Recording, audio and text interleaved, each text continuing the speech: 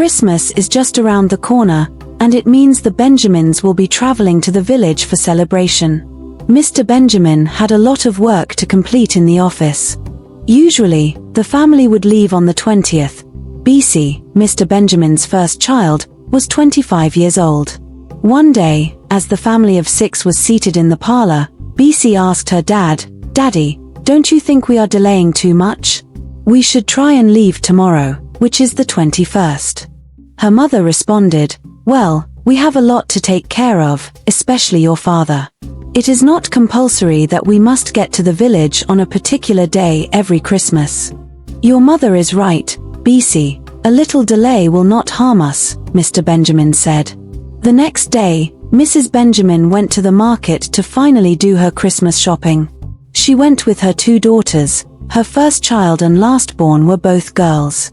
It was at the market that she bought her Christmas rice, oil, and other foodstuffs. She bought more Christmas cloth as well. Joy, their last-born, got so many red accessories, rubber eyeglasses, wristwatches, and clothes. They were still shopping when they met Mrs. Bolaji. She also came to the market to shop. She was a family friend. When she sighted her friend, Mrs. Benjamin, she quickly went to her. After exchanging pleasantries, Mrs. Bolaji said, "I honestly do not like this culture of always going to the village for Christmas. The risk is not worth it." "Ah, why are you talking like this? Where else will one celebrate Christmas if not in the village?" Mrs. Benjamin said. "You have the belief that one cannot celebrate in the city because many people have adopted this unnecessary practice. It doesn't matter if you ask me. The road is usually too busy, and with the bad roads we have, one can only pray for safety, and then there's the other issue of bad eyes. Village people will be there, counting your children. Haven't you heard of people experiencing terrible things after a Christmas visit to the village?" "Mrs. Bolaji, don't tell me you believe these things. I feel you are only talking like this because you are against Christmas celebration in the village. There is nowhere that doesn't have bad people." The 2 women went on, but at the end Mrs. Bolaji said, "Well, it's not like I'm going to stay back in the city myself. I'm just saying I don't really like the practice as much." The 2 women will be going to their various villages for Christmas, because they know they might not see each other again until after Christmas. They wished each other a Merry Christmas in advance and departed. At home, one of the people in Mr. Benjamin's estate, Mr. Godwin, came to inform the Benjamins that his daughter will be getting married on the 27th in the village. "The festival will help us to have enough guests for the wedding, and we will do the traveling once instead of going for Christmas and going again for the wedding," he explained. The family congratulated Mr. Godwin. "We will be celebrating BC soon as well." Mr. Godwin prayed, and the family said aloud, "Amen." Before Abuja reduced in population, Christmas's events are almost every day, so BC had gone into one of these events on the 22nd since her family is still not prepared to leave. It is Jamia that invited her. He has been asking her out for a while now. BC decided to go. It was a very loud party with girls wearing miniskirts and tight jeans, but it is still tagged a Christmas party because organizers intended to make it an event that served as a closure to sins and an embrace to the celebration of Jesus Christ. It had been so long since BC had so much fun, so she really enjoyed the moment with Jamia. The prospective lovers ended the day by going to an eatery. They talked a lot about the future, and Jamia told BC he cannot wait to have her back, as he will not be traveling home for Christmas. The major reason that Mr. Benjamin was delaying his family is because his company was expecting a visit from a prospective investor. He was a foreign man that the company had been trying so much to get to work with them, so despite that Christmas was close, all employees were made to wait and prepare for his coming. On the 23rd, when Mr. Benjamin was about to leave the house, he complained bitterly about how his office duty was colliding with his Christmas plans. Joy, the family's last-born, came through. "Daddy, why don't we pray? You always say that prayer is the answer to every difficulty. Let's put it in God's hands." Mr. Benjamin smiled. The family prayed together, and that day, the investor came, everything went well, and he decided to work for the company. Mr. Benjamin came home very happy. Although they could not leave on the 23rd again and will have to wait until the 24th, a day before Christmas, they were still a bit happy. In the village, Mr. Benjamin's extended family already knew they were coming for Christmas. Many of them started preparing for him and his family. However, Mr. Benjamin's uncle, Mr. Okone, who has always been envious of Mr. Benjamin, had his own plans. He has always been jealous of Mr. Benjamin because his own children were too lazy to live a meaningful life. He hated him for reminding him of how unfortunate his children are through his own success. On that 23rd, Mr. Okone had gone to a native doctor's shrine. "I hate Benjamin and his family so much. They are too proud. I hate that they are doing what my own children cannot do. Imagine my late brother, who was a poor palm wine tapper, having such a rich son. I was mocking him when he was using all he had to train his child to school. Now look at me, Okone. A wealthy farmer has foolish children. The insult his coming home always brings to me is too much. I hope he dies. I hate to see him alive and happy." The native doctor said, "I have heard you, and I will make your wish come true." "Thank you, wise one," Mr. Okone replied, smiling. "Take this." He gave him a charm and instructed him on how to use it. That night, Mr. Okone came out of his house. He was wearing only a red wrapper round his waist. He was holding his charm. He looked from side to side, and when he was satisfied that no one was watching, he brought out the charm and started the incantation. "Tonight, I call on death to visit Benjamin and all his family members. May their coming for Christmas this time end in sorrow and pain. He has been an arrogant idiot, and he deserves to die." There was lightning as he finished his wicked prayer, indicating that it has been answered. That same night, the Benjamins were decorating their Christmas tree. Because they will not have time to do it when they get to the village, they decided to make the best use of their time. Even the young men who hardly take part in Christmas preparation came through this time. They wrapped different gifts and attached them to the Christmas tree that they had gotten. The family was ready by morning, the next day. Mrs. Benjamin had so much to pack as she was traveling with all the food she would be cooking. She usually cooks for her family, and members of the village will help her cook for the people that they will host in the village on Christmas. As they were entering the car, Joy called back to them. "Wait, we have not prayed." She was referring to everyone. "BC, we don't have time. We are already late," Mr. Benjamin said, a little angry. Everyone rushed in. They needed to be in Ajadibo village in 5 hours so they could use the remaining time to start preparing Christmas food. Joy felt uneasy when the journey started. She wondered why her father, who had always instructed them to pray, did not pray this time. While on the way, the family listened to a popular song. They were singing aloud to the music until something strange happened. There was a big python snake crossing the road. Mr. Benjamin had to quickly match his brake. If he had delayed a little, they would have had an accident. The sight of the snake alone caused serious panic in the car. "It is fine."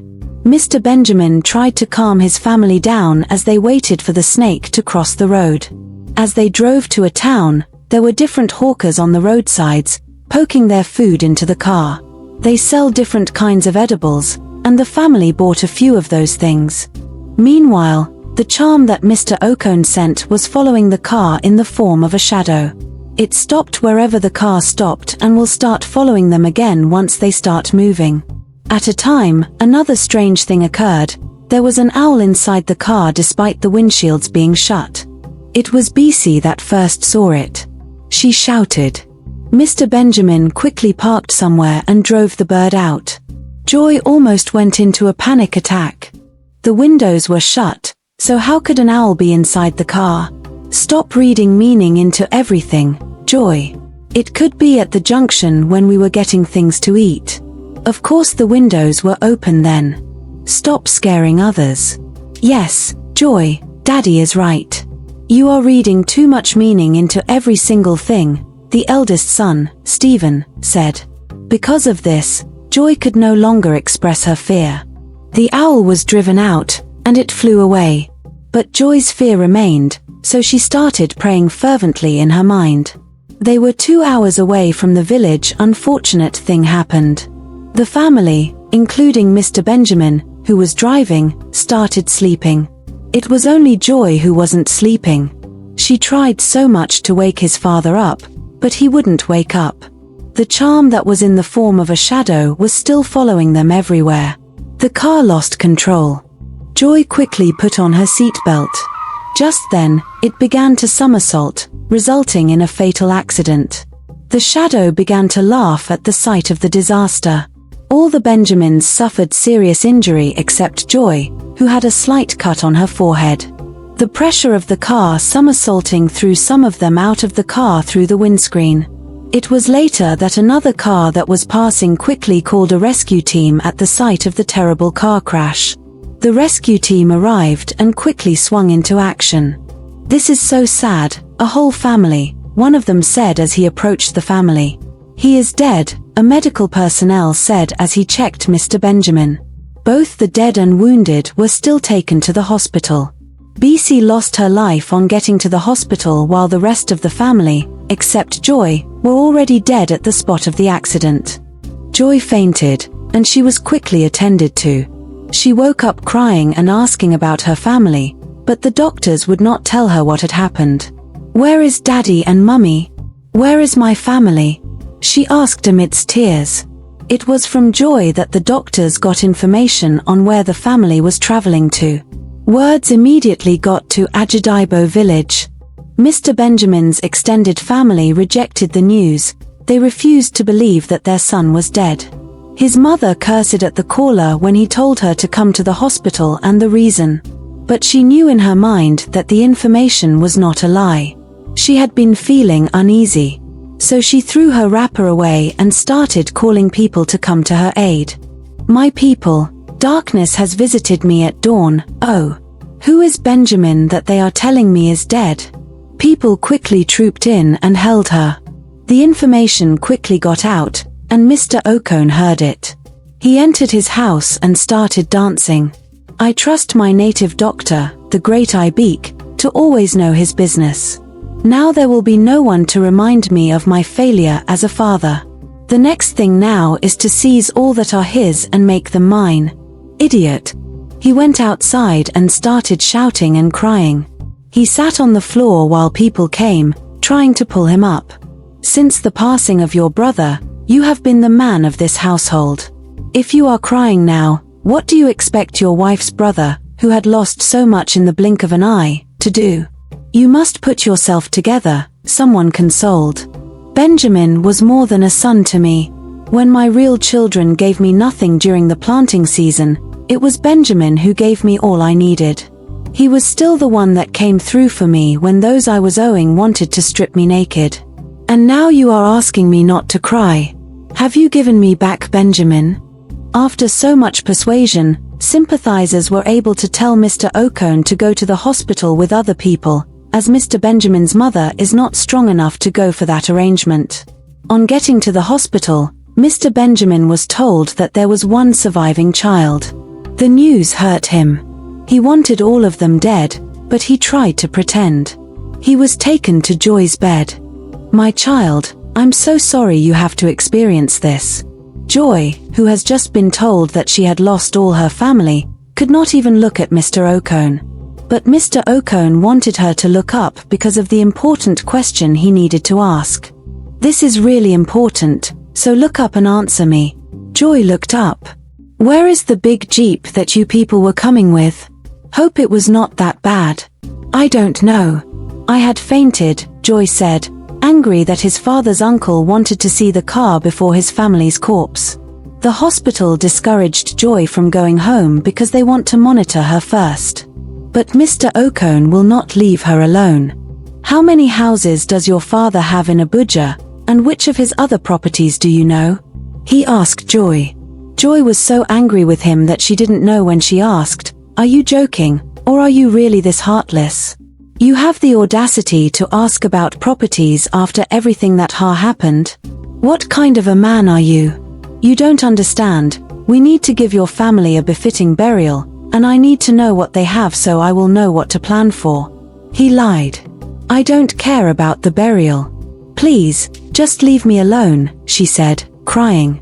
Mr. Okone was very upset that he could not get the information he needed.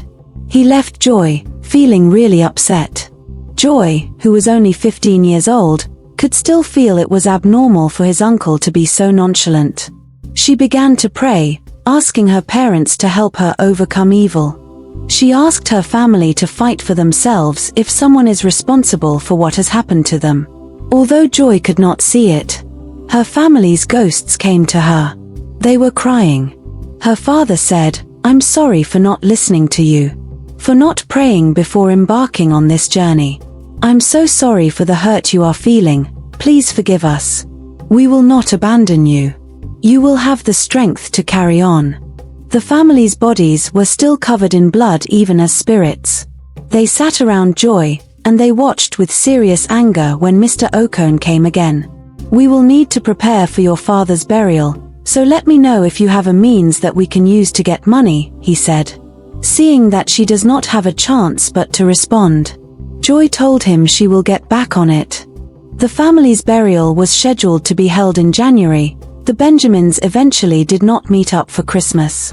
Mr. Okone still did not leave Joy alone, asking for everything, so she began to call her late parents and siblings to direct her on what to do.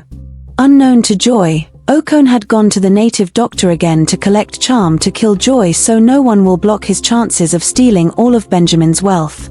Mr. Okone had taken the charm and started his usual wicked incantation when the ghosts of the family he had killed appeared to him. They all held a stick each and started flogging him, telling him to go and confess his sin. Mr. Okone had no peace throughout the night until it was morning. He ran outside in his red wrapper, tied to his waist. "I did it. I killed Benjamin and all his family for being better than my children. I hate to see him and want him dead." The villagers were very shocked. They cursed and stoned him. His immediate family had to be exiled from the village because of shame. Mr. Okone later went mad, and people will often point at him, telling others how his wickedness caused his suffering. Joy later went back to the city with his grandmother. She promised herself that she would not let her predicament break her.